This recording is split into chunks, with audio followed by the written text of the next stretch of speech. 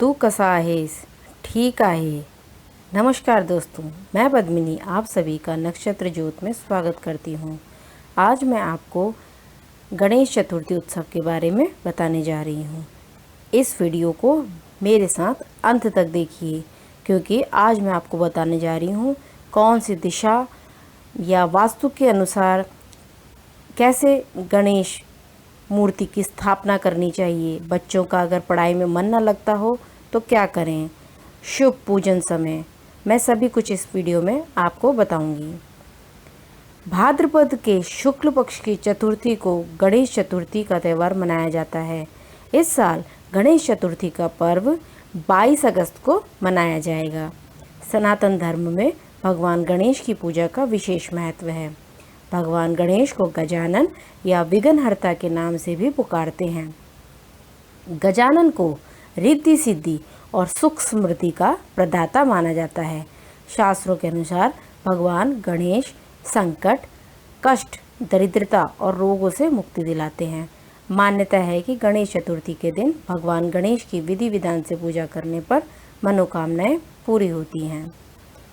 अब मैं आपको गणेश चतुर्थी का पूजन का शुभ समय बताती हूँ। यह शुभ समय सुबह 11:06 से शुरू होके दिन के 1:39 तक रहेगा। इसकी कुल अवधि 2 घंटे 33 मिनट तक रहेगी। गणेश चतुर्थी की पूजन विधि किस तरीके से है अब मैं आपको बताती हूँ। सबसे पहले सुबह उठकर आप स्नान आदि करके गणेश प्रतिमा की स्थापना करें। अब भगवान गणेश को वस्त्र अर्पित करें। भगवान गजानन को सिंदूर अर्पित करें। गणेश जी को 21 दूर्वा दल अर्पित करने के बाद उन्हें 21 लड्डुओं का भोग लगाएं। 5 लड्डू या मोदक आप जिस मर्जी का भोग लगा सकते हैं, भगवान गणेश को अर्पित करें। शेष मोदक या लड्डू गरीबों को बांट दें। शाम के समय भगवान गणेश का विधि विधान से पूजन करें। गणेश चतुर्थी के दिन गणेश चतुर्थी कथा और गणेश चालीसा पढ़ना उत्तम माना गया है। गणेश स्रोत का पाठ करके श्री गणेश की आरती जरूर करें। व्रती शाम के व्रत के बाद भोजन ग्रहण कर सकते हैं। अगर आप अपने घर में भी श्री गणेश जी की स्थापना कर रहे हों तो घर के ईशान कोण वह कोण होता है जहाँ पे उत्तर पूर्व दिशाएं एक साथ मिलती हैं, में श्री गणेश की स्थापना करें। यह जो स्थान है सबसे श्रेष्ठ माना जाता है। पूर्व या उत्तर दिशा में भी स्थापना कर सकते हैं। गणेश चतुर्थी पर और गणेश उत्सव के 10 दिनों में प्रतिदिन प्रातः और सायं को भगवान गणेश जी की आरती और वंदना करें। श्री गणेश को विशेष रूप से मोदक या मोतीचूर के लड्डू ही भोग में पसंद आते हैं। ऐसा करने से भगवान श्री गणेश शीघ्र प्रसन्न होकर विशेष कृपा प्रदान करते हैं। 5 मिनट तक ओम गंग विघ्न हरताय नमः का जाप करें। भगवान श्री गणेश बल, विद्या, बुद्धि प्रदान करने वाले हैं। मंगल और समृद्धि की कामना के साथ उनकी पूजा की जाती है।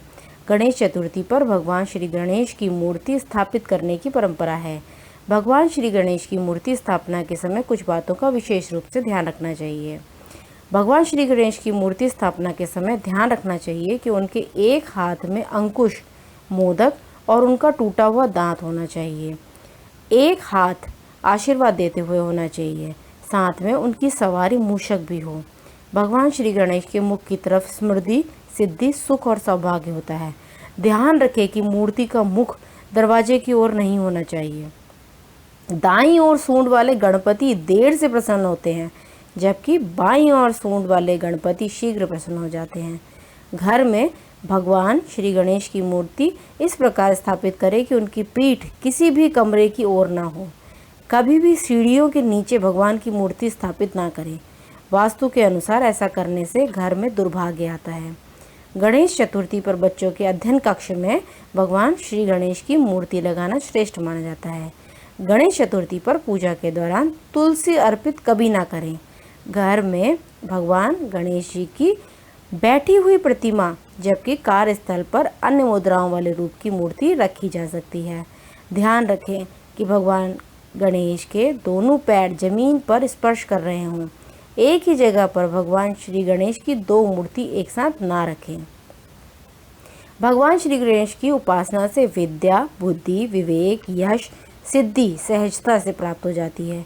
भगवान श्री गणेश प्रथम पूज्य देवता हैं। किसी भी कार्य को आरंभ करने से पहले श्री गणेश का स्मरण करने से वह कार्य अवश्य पूर्ण होता है। श्रद्धा और आस्था के साथ श्री गणपति की पूजा करने से सभी मनोकामनाएं पूर्ण होती हैं। माता पार्वती ने पुत्र प्राप्ति के लिए पुण्यक नामक उपवास किया था। इसी उपवास के प्रभाव से श्री गणेश पुत्र रूप में प्राप्त हुए। भगवान श्री गणेश के शरीर का रंग लाल एवं हरा है। लाल रंग शक्ति और हरा रंग स्मृति का प्रतीक माना जाता है। इसलिए जहाँ श्री गणेश हैं वहाँ शक्ति और स्मृति दोनों ही का ही वास होता है। भगवान श्री गणेश को विघ्नहर्ता, मंगल मूर्ति, लंबोदर, वक्रतुंड आदि नामों से पुकारा जाता है। महाभारत में भगवान श्री गणेश के स्वरूप और उपनिषद में उनकी शक्ति का वर्णन किया गया है। महर्षि व्यास की महाभारत भगवान श्री गणेश ने ही लिखी थी। उन्होंने अपना एक दंत तोड़कर महाभारत की रचना करी। इस कारण वह एक दंत भी कहलाए जाते हैं। भगवान श्री गणेश के कानों में वैदिक ज्ञान, मस्तक में ब्रह्मलोक, आँखों में लक्ष्य, दाएं हाथ में वरदान, बाएं हाथ में अन्न, सूंड में धर्म, पेट में सुख स्मृति, नाभि में ब्रह्मांड और चरणों में सप्तलोक का वास माना जाता है। भगवान श्री गणेश की रिद्धि और सिद्धि नामक 2 पत्नियां हैं। शुभ और लाभ उनके 2 पुत्र हैं। एक बार श्री गणेश तपस्या कर रहे थे। तुलसी से आकर उनका विवाह का प्रस्ताव दिया। तपस्या भंग होने पर श्री गणेश ने तुलसी को श्राप दे दिया कि वह अगले जन्म में पौधा बनेगी। तुलसी ने भी श्री गणेश को श्राप दे दिया, जिस विवाह बंधन से वह बचना चाहते हैं वह शीघ्र ही हो जाएगा। इसलिए भगवान गणपति की पूजा में कभी भी तुलसी अर्पित नहीं की जाती।